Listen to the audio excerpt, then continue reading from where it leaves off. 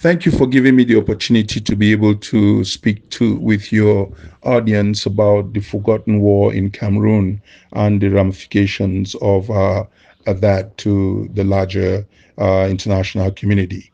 The reasons for the war in Cameroon, or the conflict, or the crisis, however you might coin it or dice it, are multifold.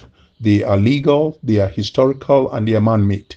The historical factors basically have to do with the botched attempt by the United Nations Trusteeship Council under its Chapter 13 obligations that failed woefully and negligently to allow Southern Cameroons as a people to accede to independence.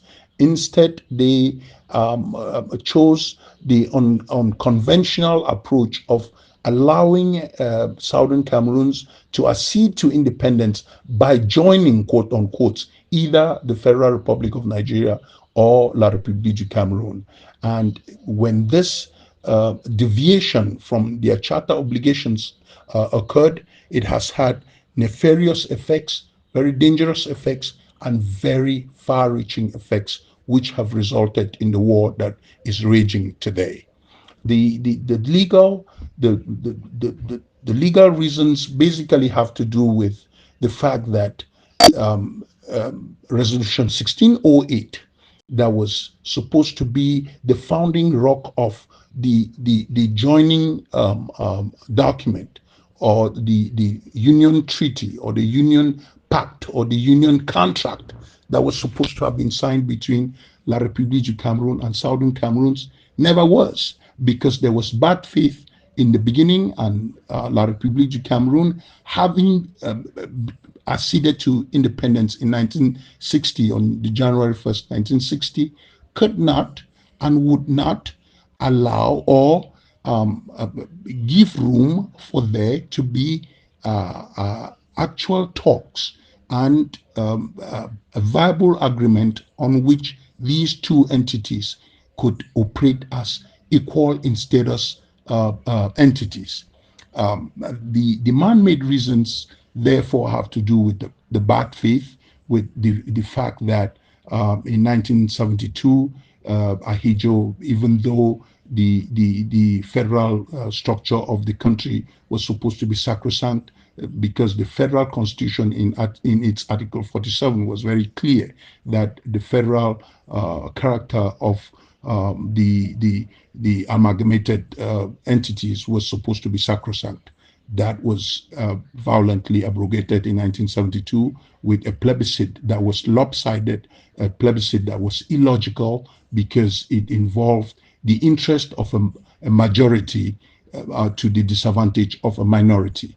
And in that botched plebiscite, La République du Cameroon changed the name from changed the structure, and then the name from Federal Republic of Cameroon to the United Republic of Cameroon, and and that continued until 1984, when the present president, President Biya, changed the name unilaterally with the stroke of a pen from the United Republic of Cameroon to La République du Cameroon. And remember that this is the name that they acceded to independence with, which means that they just reverted to the status quo that was in 1960. And at that point, two things had not happened.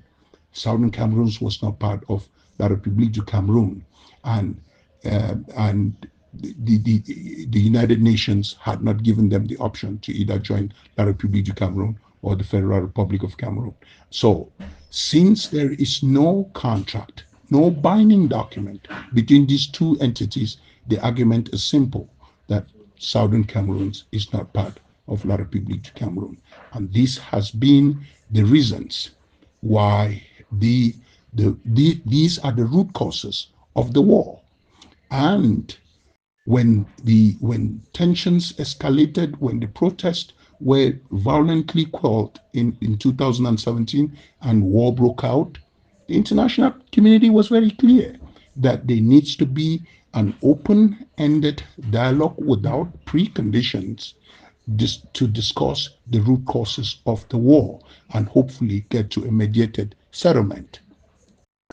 There were four conditions that were given. One, that all prisoners of war be released, and that there should be a blanket amnesty to be able to enable people to negotiate, and that all the military should withdraw from the northwest and southwest regions, and four, that there should be a neutral international arbiter to be able to oversee the talks that would be held out of Cameroon.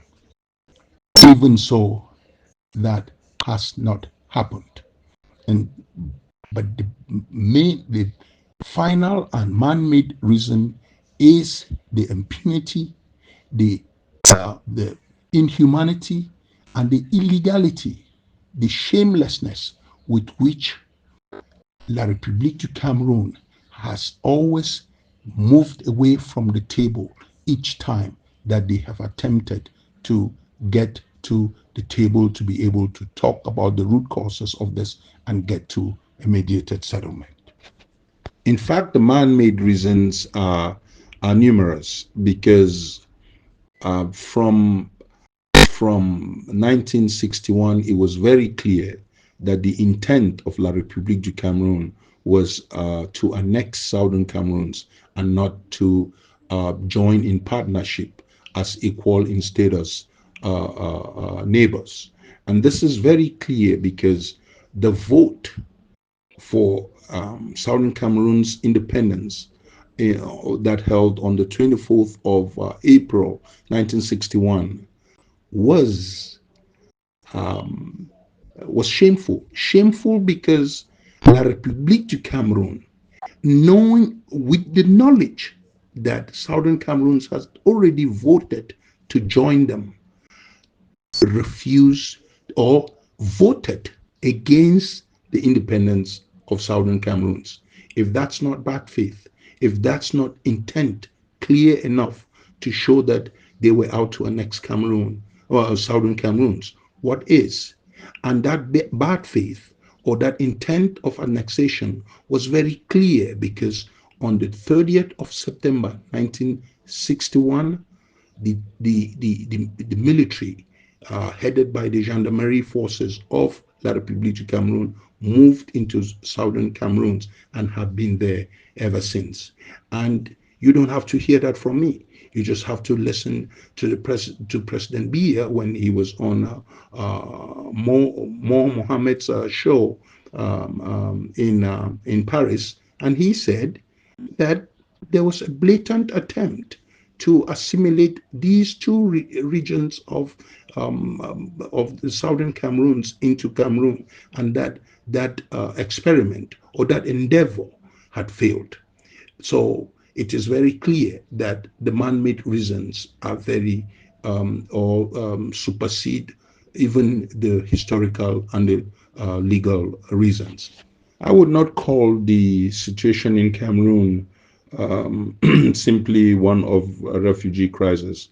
I would call the situation in Cameroon a deplorable humanitarian situation that is toddling irreversibly towards an abyss or an apocalypse that, if not addressed, could spill over into a regional conflict and, if not, a continental conflict.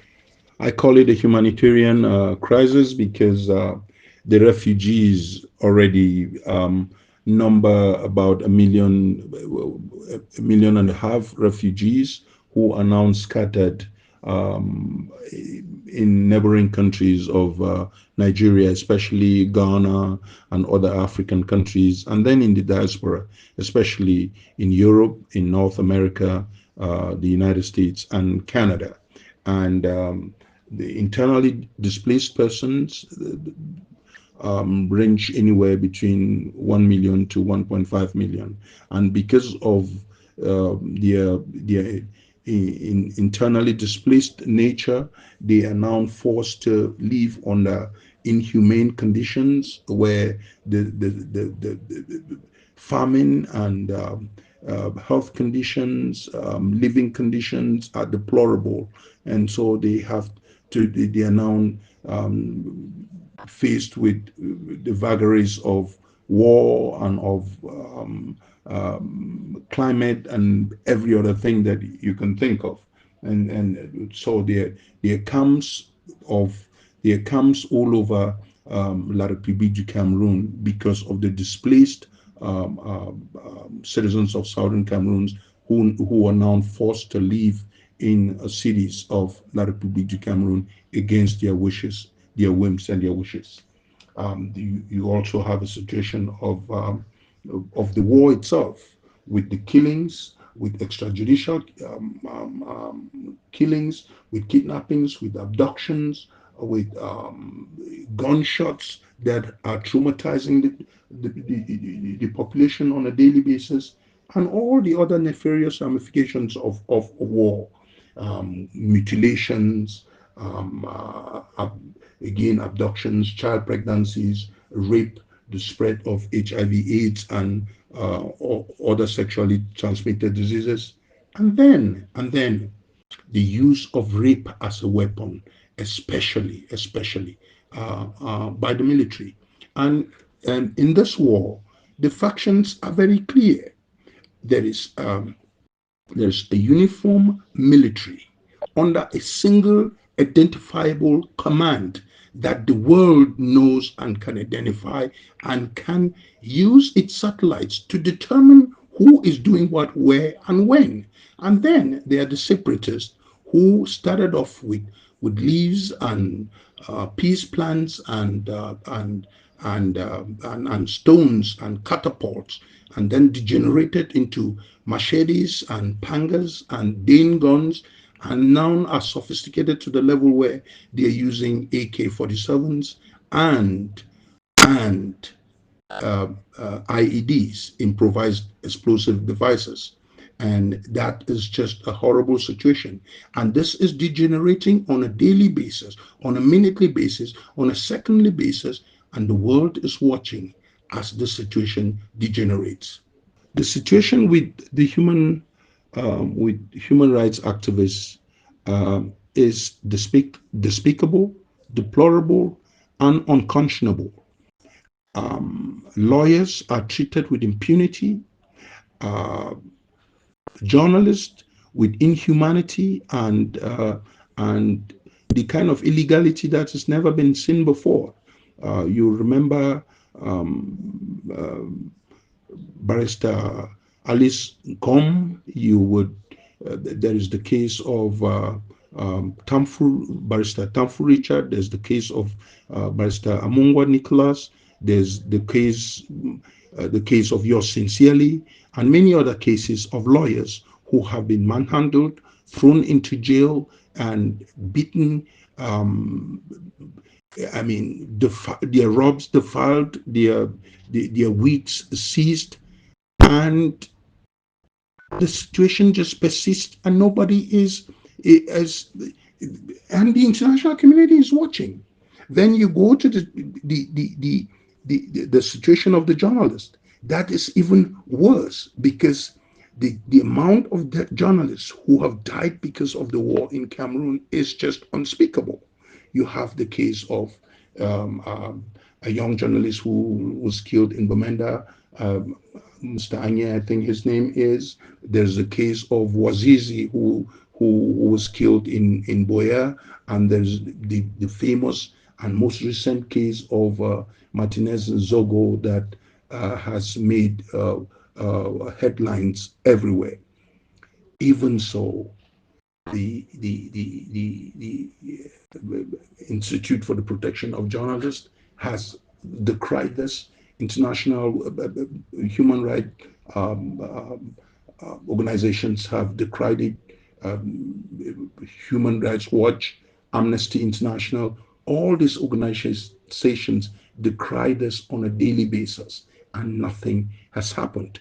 Then you have deplorable situation of the prisoners of conscience or the prisoners of war, who feature anywhere from 3,000, from 4,000 to 5,000, because they are scattered all over southern Cameroon and La République du Cameroon, and some in dark sites that have not even been identified. And this is a direct consequence of the war. What do we expect from the upcoming elections?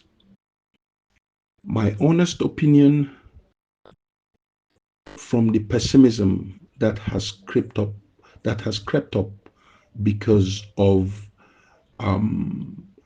40 something years of despondency and despair and sorrow and grief, is simple: nothing. If we are expecting anything from the present regime and from its candidate, President Paul Biya, we are expecting nothing. And was it not Einstein who said, doing that madness is doing the same thing over and over and expecting different results? We have been here since 1982, and with the same players, in the same context, with the same candidate, with the same rules, with the same international community offering observers year in, year out. And year in, year out, the president wins with 99.99%. Yet, the country has drifted from from worse to the worst, because war is the indicia of the absolute failure and collapse of the institutions of the state. And if that's a measure to go by, then this regime has failed and it has nothing to offer, and we cannot count on it for anything. But we are a hopeful people. We are a hopeful people, and we hope that this elections could bring a change in this, a change of regime, a change of party in power, a change of mentality and people.